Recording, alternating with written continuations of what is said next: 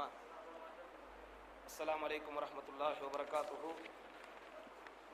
இன்னல் ஹம்தலில்லாஹ் நஹ்மதுஹு வ நஸ்தஈனுஹு வ நஸ்தக்ஃபிருஹு வ நு'மினு பிஹி வ நதவக்கலு அலைஹி வ நஊது பில்லாஹி மின் ஷுரூரி அன்ஃபுஸினா வ மின் ஸய்யிஆத்தி அமாலினா. மன் யஹ்திஹில்லாஹு ஃபலா முضில்ல லஹு வ மன் யுضللஹு ஃபலா ஹாதிய லஹு. وأشهد أن لا إله إلا الله وحده لا شريك له وأشهد أن محمدا عبده ورسوله. أما بعد، أرسله بالحق بشيرا ونذيرا وداعيا إلى الله بإذنه وسراجا منيرا. اللهم صل على محمد وعلى آل محمد كما صليت على إبراهيم وعلى آل إبراهيم إنك حميد مجيد. اللهم بارك على محمد وعلى آل محمد كما باركت على إبراهيم وعلى آل إبراهيم إنك حميد مجيد. அன்பிற்கினிய இஸ்லாமிய சகோதரர்களே, சகோதரிகளே, அல்லாஹ்வின் அருள் மழையின பொழிகிற இப்புனிதமிகு ரமதானில் இரண்டாவது நோன்பை எதிர்பார்த்து இங்கே நாம் அமர்ந்திருக்கிறோம். சஹாபாக்களின், அதுவும் ஷஹீதான சஹாபாக்களின் தியாக வரலாறு பாகம் 2 என்கிற ஒரு தொடர் சொற்பொழிவை கேட்பதற்காக இங்கே சகோதரர்கள், சகோதரிகள் அமர்ந்திருக்கிறீர்கள். முதல் வரலாறாக பெருமானாரின் பேரப்பிள்ளை,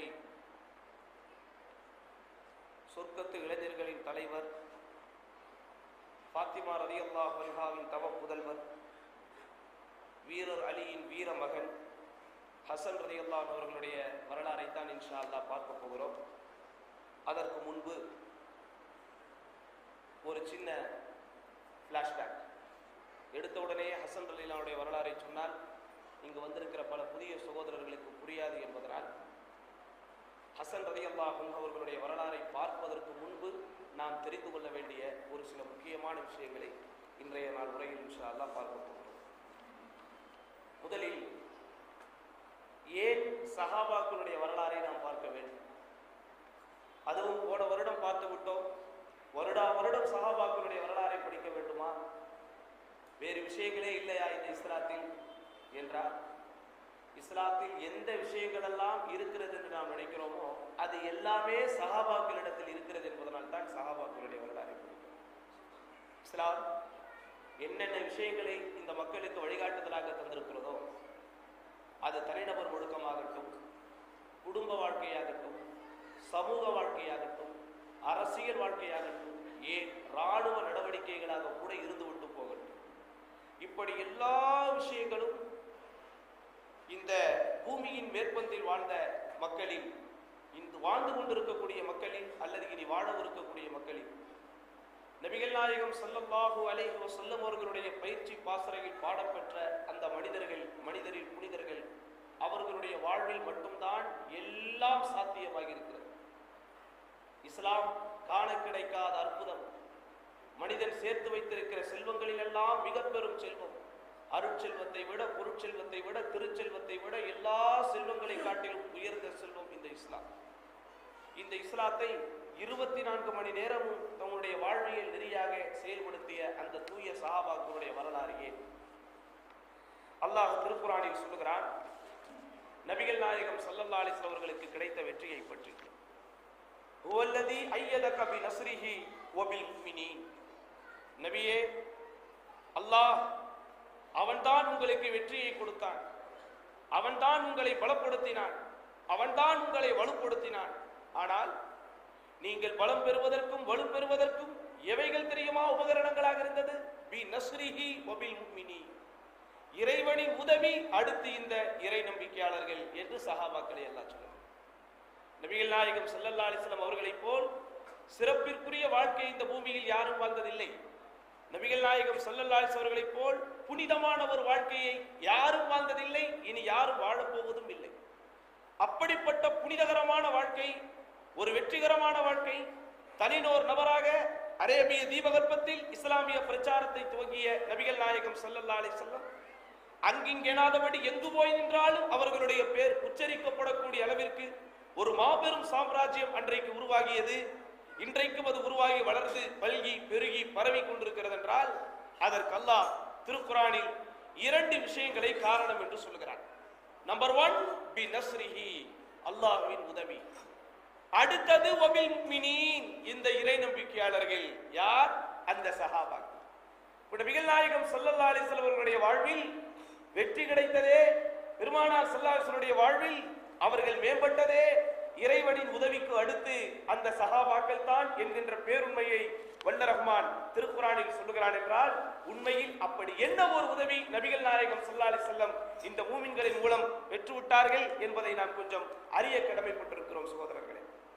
அல்லாஹ் சொல்கிறான் சூரத்துல் அஹ்ஸாப் என்கிற அத்தியாயத்தில் அகழ் யுத்தத்தை பற்றி ஒரு விஷயத்தை சொல்கிறான். என்ன சொல்கிறான்? இது ஜாஊக்கும் மின் ஃபௌகிக்கும் மின் அஸ்ஃபல மின்கும், நபியே உங்கள் மேற்புறத்திலிருந்தும் உங்கள் கீழ்ப்புறத்திலிருந்தும் எல்லா திசைகளிலிருந்தும் எதிரிகள் உங்களை நோக்கி வந்தபோது, இது ஜாகத்தில் அபுசார் பார்வைகள் எல்லாம் மழுங்கி நின்றபோது, வபலகத்தில் குலூபுல் ஹனாஜிர இதயங்கள் எல்லாம் இருதயங்கள் எல்லாம் தொண்டை குழியை வந்து அடைந்த போது, வததுல்லூன பில்லாஹி துனூனா மக்கள் எல்லாம் இறைவனை பற்றி தப்பு தப்பாக நினைக்கக்கூடிய ஒரு சூழ்நிலை வந்தது. ஹுனாலிக அங்கேதான் உபுதுலியல் முஃமினூன் இந்த இறை நம்பிக்கையாளர்கள் சோதிக்கப்பட்டார்கள். வஸுல்சிலு சில்சாலன் ஷதீதா கடுமையான முறையில் உலுக்கி எடுக்கப்பட்டார்கள் என்று அல்லாஹ் சொல்கிறார். யார்?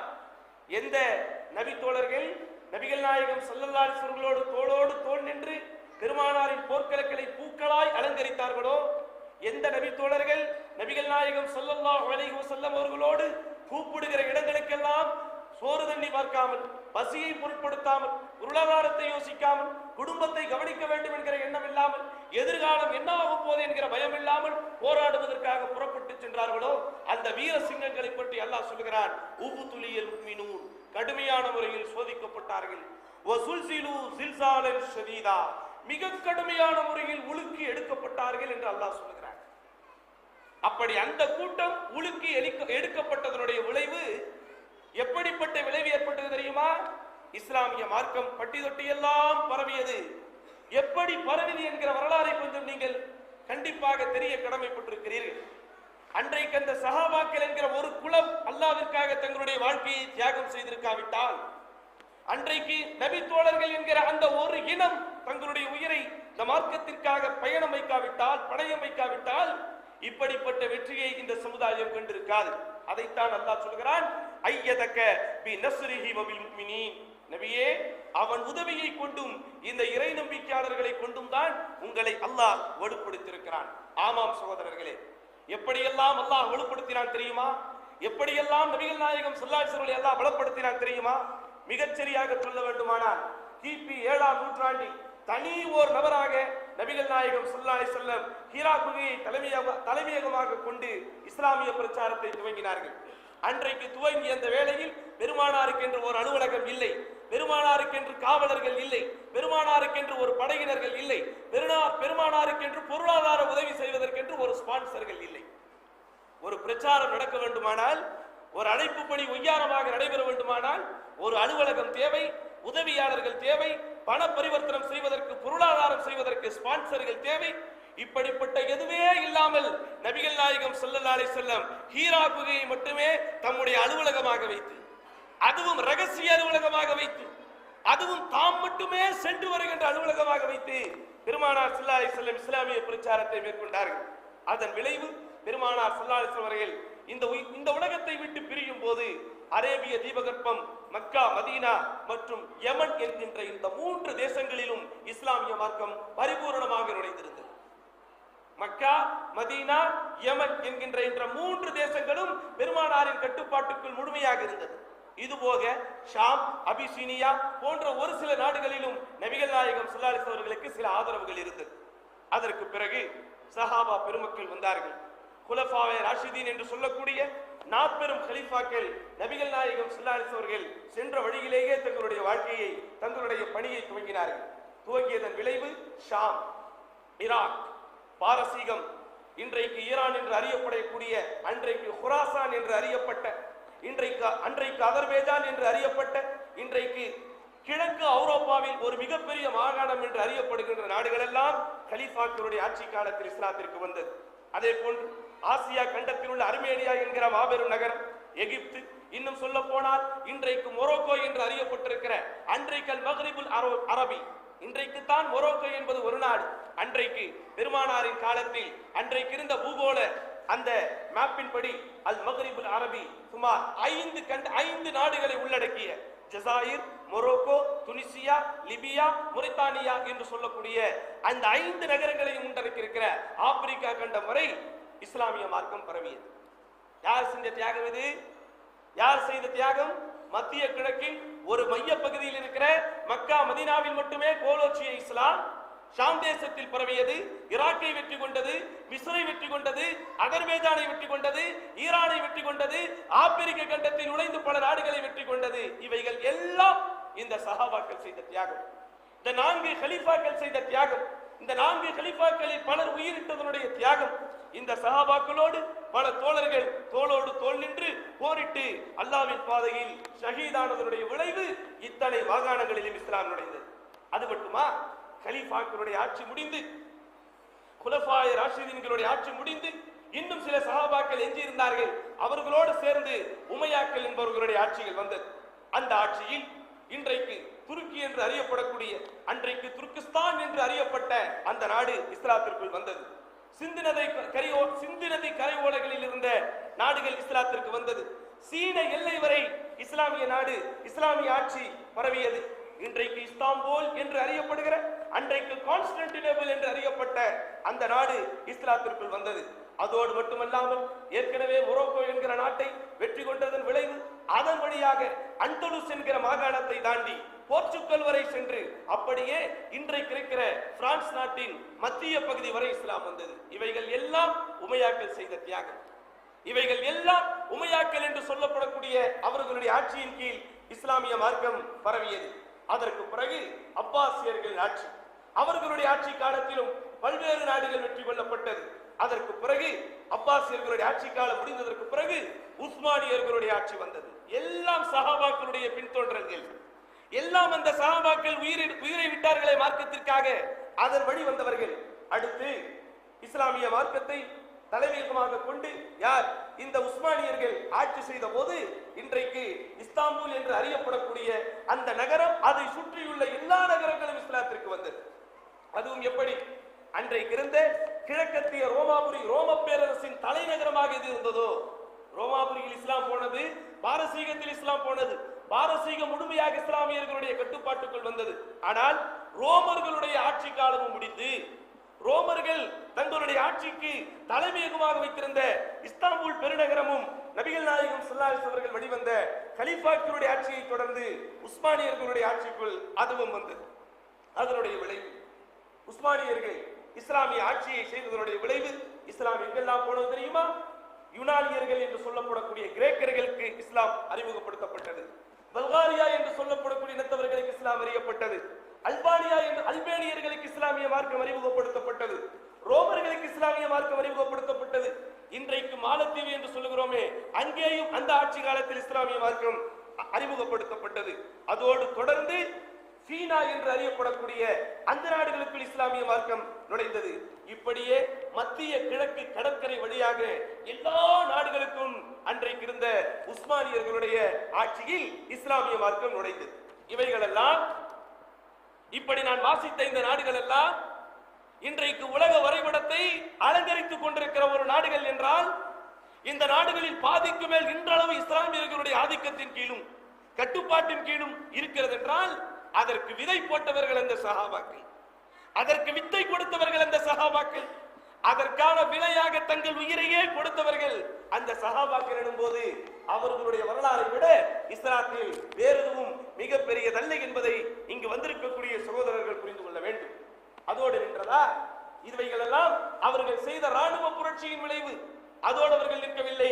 இஸ்லாமிய மார்க்கத்தை வலுப்படுத்த, இஸ்லாமிய மார்க்கத்தில் மக்கள் வந்திணைய, இஸ்லாமிய மார்க்கம் என்கிற பேரின்பம் எல்லா தரப்பு மக்களையும் சென்றடைய அவர்கள் கடல் வழி பிரயாணத்தை மேற்கொண்டார்கள், வளைகுடா வழி பிரயாணத்தை மேற்கொண்டார்கள்.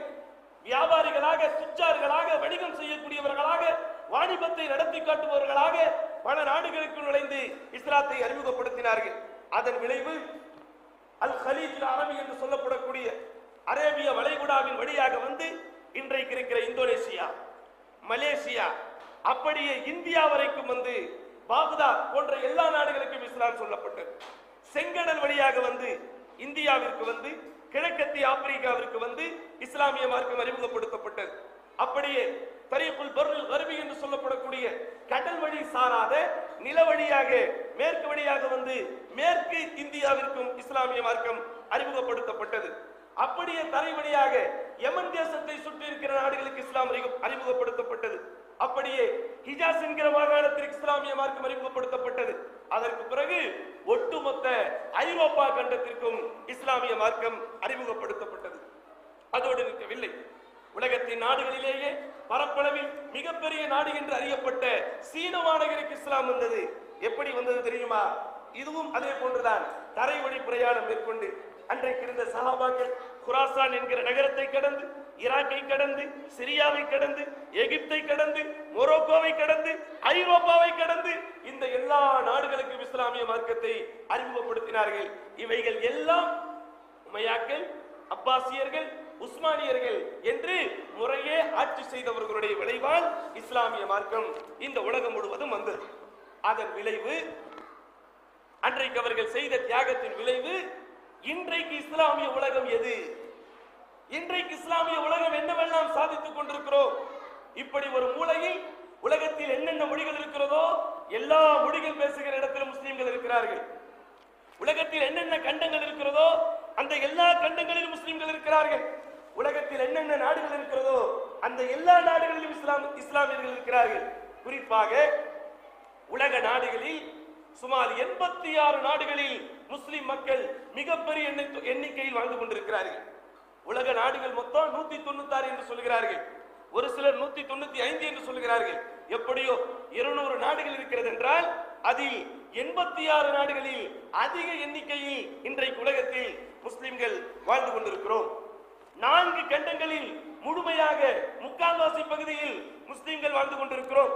இந்த நாடுகளில் சுமார் 56 நாடுகள், சுமார் 54 நாடுகள் ஐக்கிய சபையின் நிரந்தர உறுப்பினர்களாக செயல்பட்டுக் கொண்டிருக்கிறார்கள். ஐக்கிய நாட்டு சபையில் எடுக்கக்கூடிய தீர்மானத்தில் கையெழுத்திடப்படுகிறது என்றால் இந்த 56 நாட்டை சேர்ந்த உறுப்பினர்களும் கையெழுத்து போட்டால் தான் ஒரு தீர்மானம் செல்லுபடியாகும் என்கிற அளவிற்கு முஸ்லிம்கள் சக்தியை பெற்றிருக்கிறார்கள். அதன் தொடர்ச்சி என்ன நடக்கிறது? உலகத்தின் மக்கள் தொகையில் அறிவிக்கப்பட்டிருக்கிற புள்ளி விவரத்தின்படி 25% மக்கள் இன்றைக்கு முஸ்லிம்களாக வாழ்ந்து கொண்டிருக்கிறோம். 25% மக்கள், சுமார் 150 கோடிக்கும் மேல். உலகத்தின் மக்கள் தொகை வருடா வருடம் ஏறிக்கொண்டே இருக்கிறது. மக்கள் தொகை ஏற ஏற மற்ற மதத்தினர்களுடைய எண்ணிக்கை கூடுகிறதோ இல்லையோ முஸ்லிம்களின் எண்ணிக்கை கூடிக்கொண்டே இருக்கிறது. எல்லா புகழும் அல்லாஹ்விற்கே. அதன் விளைவாக உலக நாடுகளில் முஸ்லிம்கள் வாழ்ந்து கொண்டிருக்கிற நாடுகளில் சுமார் 2/3 முஸ்லிம்கள் இஸ்லாமிய நாடுகளிலும் மீதி உள்ள 1/3 முஸ்லிம்கள் இஸ்லாம் அல்லாத நாடுகளிலும் வாழ்ந்து கொண்டிருக்கிறார்கள். உதாரணமா 150 கோடி முஸ்லிம்கள் வாழ்கிறோம் என்றால் 100 கோடி பேர் எங்கே வாழ்கிறார்கள்? இஸ்லாமிய நாடுகளில். மீதி 50 கோடி பேர் இஸ்லாம் அல்லாத நாடுகளிலும் பெரும்பாலும் சுதந்திரமாக வாழ்ந்து கொண்டிருக்கிறோம். ஆங்காங்கே பிரச்சனைகள் இருந்தாலும், ஆங்காங்கே குளறுபடிகள் இருந்தாலும், போராட்டங்கள் இருந்தாலும் சுமார் 50 கோடி பேர் இன்றைக்கு முஸ்லிம்களாய் இந்த தூய மார்க்கத்தை உள்ளத்தில் சுமந்தவர்களாய் வாழக்கூடிய ஒரு சூழ்நிலையை வல்லர் ரஹ்மான் கொடுத்திருக்கிறார். அது போக உலகத்தில் இன்றைக்கு பேசப்படக்கூடிய மொழிகளில் சுமார் 20 முதல் 30 மொழிகள் முஸ்லிம்களின் அபிஷியல் லாங்குவேஜஸாக, அதாவது அதிகாரப்பூர்வ மொழியாக இருக்கிறது. அதில் பெரும்பாலும் முஸ்லிம்கள் உருது மொழி, பாரசீக மொழி, துருக்கு மொழி, குர்திய மொழி, எஸ்டோனியா மொழி, சோமாலிய மொழி, ரஷ்ய மொழி, இந்தோனேசியா மொழி, சிந்திய மொழி என்று சுமார் 20-30 மொழிகள் இன்றைக்கு முஸ்லிம்களின் கையில். இஸ்லாமிய உலகம் இருக்கோம் பாருங்க. தேடி பார்த்தால் ஆச்சரியத்தை வரவழைக்கக்கூடிய செய்தி. யார் செஞ்ச தியாகம் இது? யார் செய்த தியாகம் இது? யார் விட்ட உயிர்?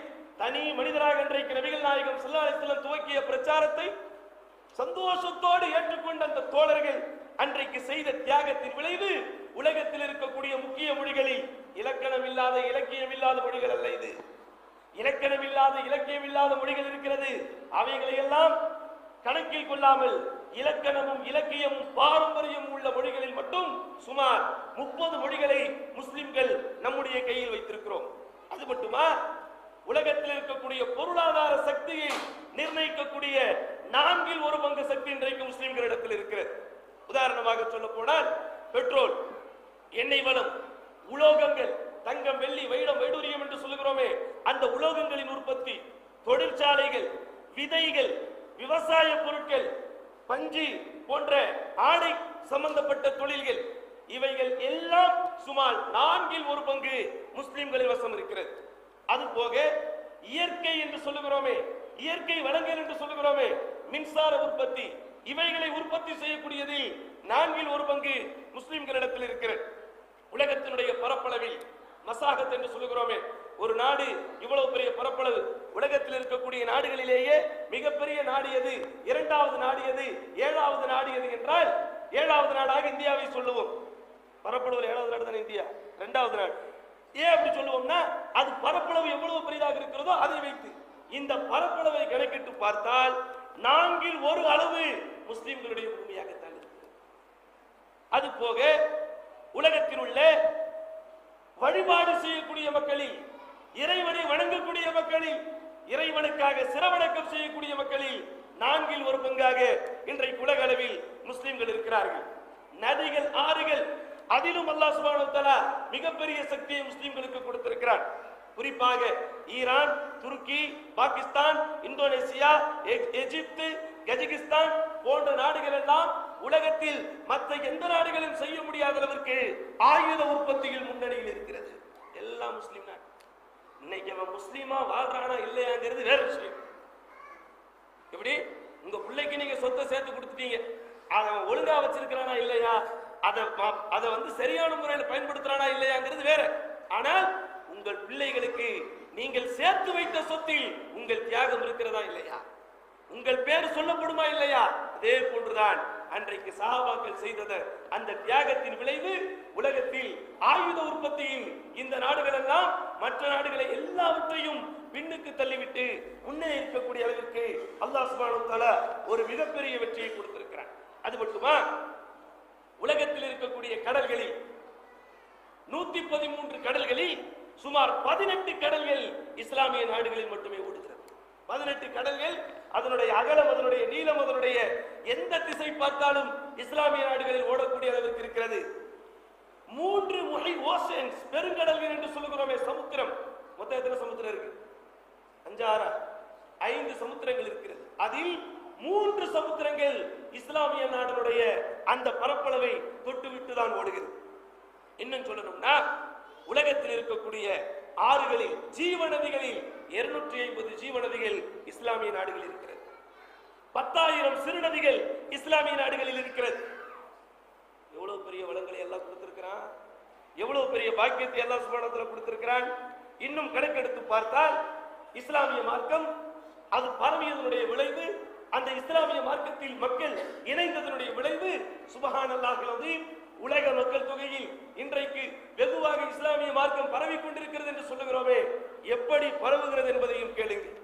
உலக அளவில் இஸ்லாமிய மார்க்கத்தில் இணைவோர்களுடைய எண்ணிக்கை உலக மக்கள் தொகையில் 6.4% வருடா வருடம் கூடிக்கொண்டே இருக்கிறது.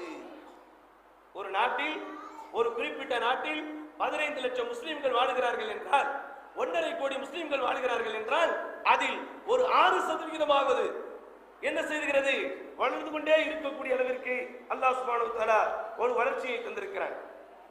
உலகத்தில் அங்கீகரிக்கப்பட்ட மக்கள் மத வழிபாடுகள் புரிகிறார்களே, அப்படிப்பட்ட மதங்களில் 4200 மதங்கள் இருக்கிறது. இந்த 4200 மதங்களுடைய வளர்ச்சி விகிதாச்சாரத்தை பார்த்தால் அதில் 6.4% முஸ்லிம்களிடத்தில் மட்டும்தான். 4200 மதங்கள் இருக்கு. இதுல 4200 மதமும் 1% பெற முடியாது. 100 மதங்கள் இருந்தாதான் 1%. 4200 நீங்கள் பங்கிட்டு பார்த்தால் விகிதாச்சாரப்படி ஒரே ஒரு மதத்திற்கு 0.5 அல்லது 0.3, 0.4 இப்படித்தான் வரும். ஆனால் இதில் எல்லா மதங்களையும் ஓவர்டேக் செய்து எல்லா மதங்களையும் பின்னுக்கு தள்ளிவிட்டு 6.4% இஸ்லாம் வளர்ந்து கொண்டே இருக்கிறது. 1% தான் கிறிஸ்டியானிட்டி வளர்கிறது. இத்தனைக்கும் அவங்கிட்ட மீடியா பலம், இத்தனைக்கும் அவனிடத்தில் லோக்கல் டிவி சேனல்கள், இத்தனைக்கும் அவர்களிடத்தில் செய்தித்தாள்கள், இத்தனைக்கும் அவர்களிடத்தில் தான் பெரும்பாலான ஹாஸ்பிட்டல்கள், இத்தனைக்கும் அவர்களிடத்தில் தான் பெரும்பாலான கல்வி நிலையங்கள், பல்கலைக்கழகங்கள், இத்தனையும் தன்னகத்தை வைத்துக் கொண்டு உலக அளவில் அவர்களால் 1% முன்னேற்றத்தை தான் காட்ட முடிகிறது. ஆனால் இடர்பாடுகளுக்குள்ளாகி அமெரிக்க திமிங்கலத்தின் வாயில் ஒரு தீனியாக இரையாக அவ்வப்போது உள்ளே போய்விட்டு வரக்கூடிய சமுதாயமாக நாம் இருந்தாலும் அல்லாஹ்வின் பேரருளால் ஒரு வருடத்திற்கு 6.4% வளர்ச்சியை அல்லாஹ் சுப்ஹானஹு வ தஆலா இந்த சமுதாயத்திற்கு தந்திருக்கிறார். இந்த புள்ளி விவரத்தின்படி ஒரு வருடத்திற்கு சுமார் 20,000 அமெரிக்கர்கள் இஸ்லாத்தை தழுவுகிறார்கள், 23,000 ஐரோப்பியர்கள் இஸ்லாத்தை தழுவுகிறார்கள், 25,000 பிரிட்டிஷ்காரர்கள் இஸ்லாத்தை தழுவுகிறார்கள். இவன் 3 பேர் தான் நமக்கு பெரிய விரோதி. யாரு? அமெரிக்கர்கள், ஐரோப்பியர்கள், பிரித்தானியர்கள். இந்த 3 பேர் தான் இஸ்லாத்திற்கு எதிராக வேலை செய்யக்கூடிய சமுதாயத்திலேயே முன்னிலையில் இருக்கக்கூடிய சமுதாயம். ஆனால் இவைகள் எல்லாம் முஸ்லிம்கள் கொடுத்த அறிவிப்பல்ல, இவைகள் எல்லாம் இஸ்லாமிய தலைவர்கள் கொடுக்கக்கூடிய புள்ளி விவரம் அல்ல. அவர்களின் ஆர்கனைசேஷன், அவர்களுடைய தேச மத ஒரு ஆர்கனைசேஷன் இருக்குமே, அவர்கள் கொடுக்கக்கூடிய புள்ளி விவரத்தில் அவர்கள் அறிவிக்கிறார்கள், வருடா வருடம் 20,000 அமெரிக்கர்கள் இஸ்லாத்தை தழுவுகிறார்கள், 23,000 ஐரோப்பியர்கள் இஸ்லாத்தை தழுவுகிறார்கள், 25,000 பிரித்தானியர்கள் இஸ்லாத்தை தழுவுகிறார்கள். இது போக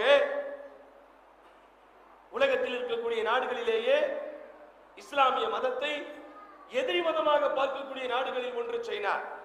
அந்த நாட்டில் மட்டும் 25,000 பள்ளிவாசல்கள் இதுவரைக்கும் அதிகரிக்கப்பட்டிருக்கிறது. இன்னொரு புள்ளி விவரம் சொல்லுகிறது, எந்த ஐரோப்பாவில் இஸ்லாமியர்கள் மிகப்பெரிய எதிர்ப்புக்கு ஆளாகிறார்களோ அந்த நாடுகளில் கூட 25,000 பள்ளிவாசல்கள் அதிகரிக்கப்பட்டிருக்கிறது. இன்னும் எந்த அளவுக்குன்னா, இந்த ஐரோப்பிய நகரத்தில் தான் கிறிஸ்தவ பிரச்சாரம், மத பிரச்சாரம் மிகவும் பயங்கரமாக இருக்கும். இஸ்லாமியர்களுடைய வளர்ச்சியின் விளைவினால் இஸ்லாமிய மார்க்கம் வேகமாக வளர்வதை பொறுக்க முடியாமல் அவர்களுடைய மத வழிபாட்டில் கலந்து கொள்வதற்காக இலவச போக்குவரத்தை, இலவச கார் வசதியை அரசாங்கமே செய்து கொடுத்தும் கூட பள்ளிவாசல்களுக்கு வரக்கூடிய கூட்டம் சர்ச்சைகளுக்கு வருவதில்லை. பள்ளிவாசலுக்கு வரக்கூடிய உணர்ச்சி மிகுந்த கூட்டம் அவர்களுடைய சர்ச்சைகளுக்கு வரவில்லை என்று அவர்களுடைய ஒரு மத தலைவரே புள்ளி விவரத்தை கொடுத்திருக்கிறார். இதனுடைய விளைவு என்ன நடக்கிறது? ஒவ்வொரு வருடமும் 120 மஸ்ஜிதுகள், 120 பள்ளிவாசல்கள் கட்டுவதற்காக அங்கே திட்டம் போடப்பட்டுக் கொண்டிருக்கிறது என்கிற புள்ளி விவரமும் வருகிறது. இது போக பிரெஞ்சு, உலகத்திலேயே மேற்கத்திய கலாச்சாரம் அதிகம் குடி போயிருக்கிற, மேற்கத்திய கலாச்சாரத்திற்கு சீக்கிரம் அடிமையாகக்கூடிய அந்த பிரெஞ்சுக்காரர்களை பொறுத்த வரைக்கும் 2004 வருடம் எடுத்த புள்ளி விவரத்தின்படி 50,000 முஸ்லிம்கள் அங்கே இஸ்லாத்தை தழுவுகிறார்கள். எகிப்து தேசத்தில் இவைகள் எல்லாம் அரபு அல்லாத முஸ்லிம்கள். எகிப்து தேசத்தை எடுத்துக்கொண்டால், மிஸ்ர் தேசத்தை எடுத்துக்கொண்டால் அங்கே அரபு பேசுகிற கிபித்திகள் இருப்பார்கள், அதாவது அரபு பேசுகிற முஸ்லிம்களும் இருக்கிறாங்க. அதே போன்று இந்த லெபனான், இந்த மொரோக்கோ, அதே போன்று இந்த அர்மேனியா, அதே போன்று இந்த மிஸ்ர், இங்கே நீங்கள் எடுத்துக்கொண்டால் கிறிஸ்தவர்களும் இருக்கிறார்கள், யகூதிகளும் இருக்கிறார்கள், தாய்மொழி அரபு. அந்த மதத்தை பின்பற்றக்கூடியவர்களில் இருந்தும் வருடா வருடம் சுமார் 6,000 முதல் 7,000 பேர் வரை இஸ்லாத்தை தழுவிக் கொண்டிருக்கிறார்கள் என்கிற புள்ளி விவரம் நமக்கு கிடைக்கிறது. இதெல்லாம் வெளியில் வந்த விவரம். இவைகள் எல்லாம் இணையதளத்தில் எல்லாருடைய பார்வையிலும் படக்கூடிய அடிப்படையில் வெளியிடக்கூடிய புள்ளி விவரங்கள். இவைகள் அல்லாமல் எத்தனை இடத்தில் இஸ்லாமிய மார்க்கம் பரவி இருக்கிறது, எத்தனை இஸ்லாமியர்கள் இந்த மார்க்கத்தை தங்கள் வாழ்வில் நெறியாக ஏற்றுக்கொண்டிருக்கிறார்கள், எவ்வளவு பெரிய அற்புதங்கள் இந்த மார்க்கத்தின் மூலம் நடைபெற்றுக் கொண்டிருக்கிறது. இதற்கெல்லாம் காரணம் அந்த சஹாபாக்கள் என்பதை மனதில் வைத்துக் கொண்டுதான் இந்த வரலாற்றை நாம் கேட்க வேண்டும். சும்மா கிடையாது. சஹாபாக்களுடைய வரலாறு என்றால் அல்லாஹ் ரப்பல் ஆலமீன் எப்படிப்பட்ட அடிப்படையில் அவர்களை அறிமுகப்படுத்துகிறான். லக்கத் ரலியல்லாஹு அனில் முஃமினீன், அந்த இறை நம்பிக்கையாளர்களை அல்லாஹ் பொருந்திக் கொண்டார். இது யுபாயுனக தஹ்த ஷஜரா, நபியே அந்த மரத்தடியின் மரத்திற்கு கீழிருந்து உங்களிடத்தில் பையத் செய்தார்களே, உங்களிடத்தில் உறுதி பிரமாணம் கொடுத்தார்களே, அந்த இறை நம்பிக்கையாளர்களை அல்லாஹ் புரிந்து கொண்டார். ஃபஅலிம மா ஃபீ குலூபிஹிம், அவர்கள் உள்ளங்களில் இருப்பதை அவன் அறிந்தவனாக இருக்கிறான். ஃபஅன்ஸல ஸகீனத அலைஹிம், அவர்கள் மீது சக்கீனத் என்கிற பேரமைதியை அல்லாஹ் ரப்பல் ஆலமீன் இறக்கியிருக்கிறார்.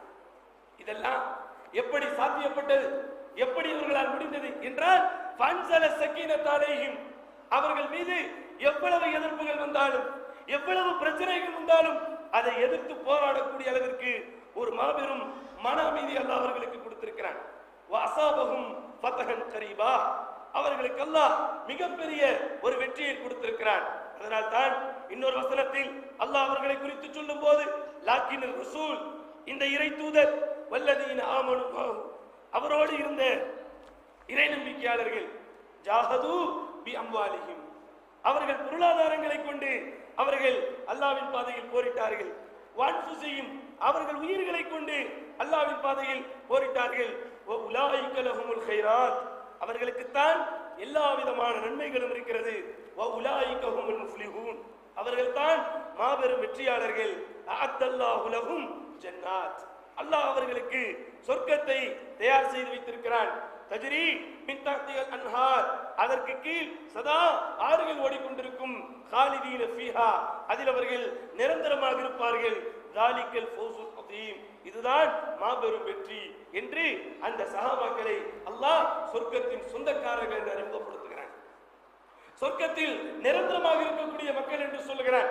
நபிகள் நாயகம் ஸல்லல்லாஹு அலைஹி வஸல்லமோடு பொருளை தியாகம் செய்து தங்களுடைய எல்லா விஷயங்களையும் அர்ப்பணித்ததற்காக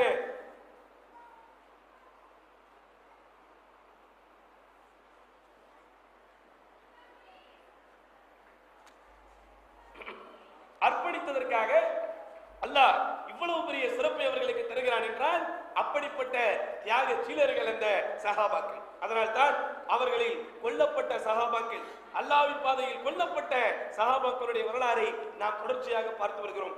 கடந்த வருடம் பார்த்தபோது முதலில் உமர் இப்னு கத்தாப் ரலியல்லாஹு அன்ஹுடைய வரலாறை சுமார் 7 தினங்கள் பார்த்தோம். அதில் என்னென்ன விஷயங்களை தெரிந்து கொண்டோம்?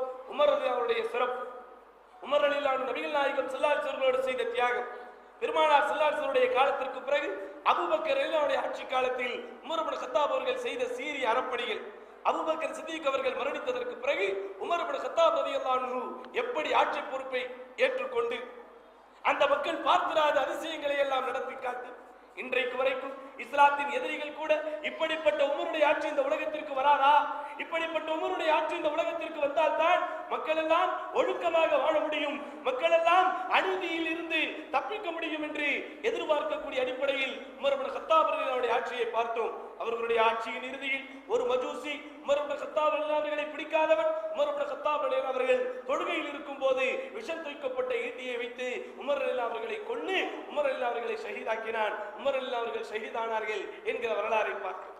அதற்கு பிறகு உமர் அவர்கள் இறந்ததற்கு பிறகு உமர் அவர்களுக்கு பிறகு அடுத்து கலீஃபாவாக யார் தேர்ந்தெடுக்கப்பட வேண்டும் என்கிற ஒரு மஷூரா உமர் அவர்களே என்ன செய்தார்கள்? மக்களுக்கு ஒரு அழகான வழியை காண்பித்தார்கள். தம்முடைய தோழர்களில் சீனியர் சிட்டிசன்களாக இருக்கக்கூடிய மூத்த உறுப்பினர்களாக இருக்கக்கூடிய பெருமானார் ஸல்லல்லாஹு அலைஹி வஸல்லமோடு எல்லா போர்க்களங்களிலும் கலந்து கொண்டு ஆரம்ப காலத்திலிருந்து இஸ்லாத்திற்கு தியாகம் செய்த 6 தோழர்களை தேர்ந்தெடுத்து இந்த 6 தோழர்களுக்குள் அப்துர் ரஹ்மான் இப்னு அவுஃப் என்கிற ஒரு நபி தோழரை ஒரு கோஆர்டினேட்டராக போட்டு இந்த 6 பேருக்கு யாருக்கு அதிக வாக்குகள் கிடைக்கப்படுகிறதோ இந்த 6 பேருக்குள் மஷூரா செய்து அவர்தான் கலீஃபா என்கிற ஒரு வழியை உமர் அவர்கள் காட்டிவிட்டு கண்ணை மூடினார்கள்.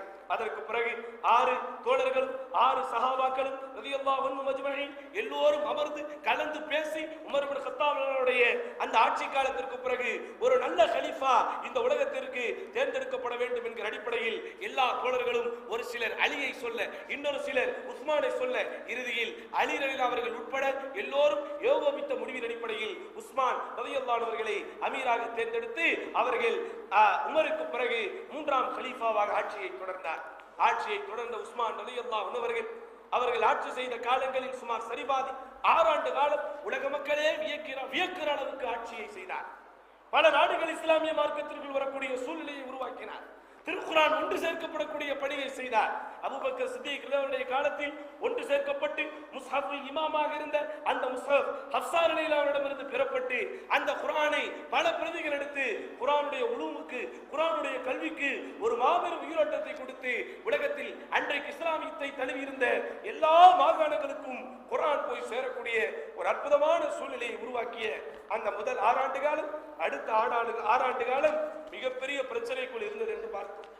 இந்த பிரச்சனைகள் அலி ரலியல்லாஹு அவர்களுக்கு ஆதரவாக இருக்கிறோம் என்கிற போர்வையில் யகூதிகள் சில பேர் முனாஃபிக்குகளுடைய உதவியை கொண்டு உஸ்மான் ரலியல்லாஹு அவர்களுடைய நல்லாட்சிக்கு களங்கம் ஏற்படும் விதத்தில் உஸ்மான் ரலியல்லாஹு அவர்கள் செய்யாத காரியங்களை எல்லாம் செய்தார் என்று பொய்யான குற்றச்சாட்டுகளை சொல்லி உஸ்மான் ரலியல்லாஹு அவர்கள் தம்முடைய ஆட்சி காலத்தில் உறவினர்களுக்கு தான் பதவிகளை வாரி வாரி வழங்குகிறார் என்று அவருடைய நல்லாட்சிக்கு களங்கம் ஏற்படும் விதத்திலே ஒரு பொய்யான குற்றச்சாட்டுகளை சொல்லி உலகத்தில் அன்றைக்கு இருந்த மக்களில் பல பேரை உஸ்மான் ரலியல்லாஹு அவர்களுக்கு திரட்டி உஸ்மான் ரலியல்லாஹு அவருடைய இல்லத்திலேயே முற்றுகையிட்டு உஸ்மான் ரலியல்லாஹு அவர்களை கொன்று உஸ்மான் ரலியல்லாஹு அவர்கள் ஷஹீதானார்கள். உங்களுக்கு தெரியுமா, உலகத்திலேயே வீட்டிற்குள் இருந்து ஷஹீதான ஒரே ஷஹீத் உஸ்மான் ரலியல்லாஹு அவர்களுக்கு தான். அதனாலதான் அவர்களுடைய பேரை சொல்லும் போது ஷஹீதுத்தார் என்று சொல்லுவார்கள். ஷஹீதுத்தார், தார் என்றால் வீடு. ஃபித்னாவில் இருந்து தப்பிக்க வேண்டும் என்பதற்காக அலி ரலியல்லாஹு அவர்கள் தலைமையில் ஏனைய சஹாபாக்களும் உஸ்மான் ரலியல்லாஹு அவர்களை பார்த்து ஒரு வார்த்தை சொல்லுங்கள், இந்த கலகக்காரர்களை அடக்குகிறோம் என்று சொன்ன போதெல்லாம் வேண்டாம், என்னுடைய ஹபீப், என்னுடைய முஸ்தபா, நான் ஷஹீதாவேன் என்று அன்றைக்கே முன்னறிவிப்பு செய்து விட்டார். நீங்கள் எனக்காக வந்தாலும் வராவிட்டாலும் நான் எதிரிகளால் கொல்லப்படத்தான் போகிறேன். பாருங்கள் அவருடைய ஈமான். இப்படி நீங்கள் எனக்காக போராடினாலும் போராடாவிட்டாலும், எனக்காக நீங்கள் வந்தாலும் வராவிட்டாலும் என்னுடைய ஹபீப், என்னுடைய முஸ்தபா அவர் அன்றைக்கு கொடுத்த முன்னறிவிப்பின்படி என்னுடைய உயிர் எதிரிகளின் கையால் வெட்டப்பட்டுதான் போகும். அதனால் நீங்கள் யாரும் எனக்காக வரக்கூடாது, நான் என்னை பார்த்துக் கொள்கிறேன் என்று சொல்லி தன்னுடைய பணியாளர்களை கூட வெளியில் அனுப்பிவிட்டு, தனக்கு எஸ்கார்டுகளாக இருப்பவர்களை கூட வெளியில் அனுப்பிவிட்டு, குடும்ப உறுப்பினர்களோடு மட்டும் இருந்து குடும்பத்தோடு ஷஹீதானார் உஸ்மான் ரலியல்லாஹு அன்ஹு. அதற்கு பிறகு முட்கள் இருக்கக்கூடிய அரியணையில் ஏறி அமர்கிறார் அலி இப்னு அபி தாலிப் கலீஃபாவாக. அலி ரலியல்லாஹு அவர்களுக்கு யோகபித்த அடிப்படையில் எல்லா சஹாபாக்களும் தங்களுடைய ஆதரவை கொடுத்து அலி ரலியல்லாஹு அவர்களை 4ஆம் கலீஃபாவாக ஏற்படுத்துகிறார்கள்.